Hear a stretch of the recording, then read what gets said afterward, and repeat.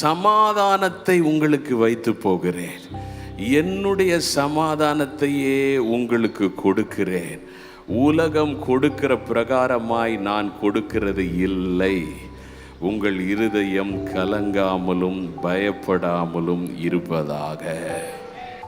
இன்னைக்கு கிறிஸ்துவை ஏற்றுக்கொண்ட உடனே எல்லாமே மாறிடும் அப்படி இல்லை. நிச்சயமாக காரியங்களை கர்த்தர் மாற்றுகிறார், அற்புதங்களை செய்கிறார், சில காரியங்களை உடனே செய்கிறாரு. ஆனால் எல்லாவற்றையும் அவர் முன்குறித்திருக்கிற நேரத்திலே நேர்த்தியாய் செய்வார். ஆனால் இடைப்பட்ட காலங்களிலே அவர் நமக்கு கொடுக்கிற காரியம் என்னன்னா, அற்புதம் நடக்கிற வரைக்கும். ஒருவேளை இன்னைக்கு சவால்களான சூழ்நிலையாக இருக்கலாம், இன்றைக்கு கடினமான பாதையாக இருக்கலாம்.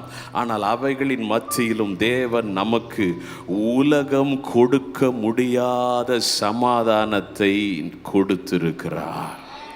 ஹல்லேலூயா. ஆண்டவரோட ரிலேஷன்ஷிப் இருந்தால் அதுதான் கிடைக்கும்.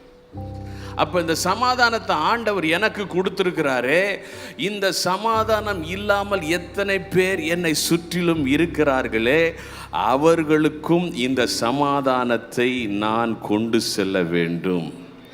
அந்த மனநிலையை முதலாவது நாம் உருவாக்க வேண்டும். அது பேர் தான் ஆயத்தப்படுவது. நான் சமாதானம் பெற்றுக்கொண்டேன், நான் நல்லா இருக்கிறேன், அப்படி அல்ல.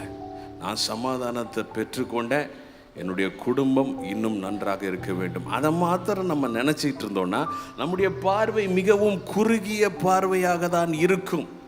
நான் உங்களுக்குள்ளார கொடுத்துருக்கிற சமாதானத்தை நீங்கள் மற்றவர்களோட பகிர்ந்து கொள்ளும் பொழுது உனக்குள்ள என் சமாதானம் குறையவே குறையாது. அந்த வயல் வரப்பில் தண்ணி வரா மாதிரி என்னுடைய சந்தோஷமும் சமாதானம் உங்களுக்குள்ள பெருகி கொண்டே இருக்கும்.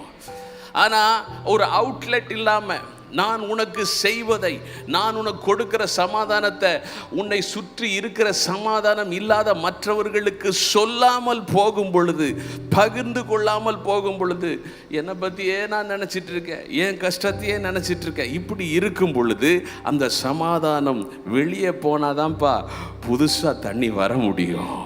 இல்லாததுனால அது குட்டையாய் மாறுகிறது. ஆண்டவர் எனக்கு ரட்சிப்பை கொடுத்துட்டாரு, எனக்கு சமாதானத்தை கொடுத்துட்டாரு. அந்த சமாதானம் இல்லாத எத்தனையோ பேர் இருக்கிறார்கள், அவர்களுக்கு அந்த சமாதானத்தை நான் கொண்டு போவேன்.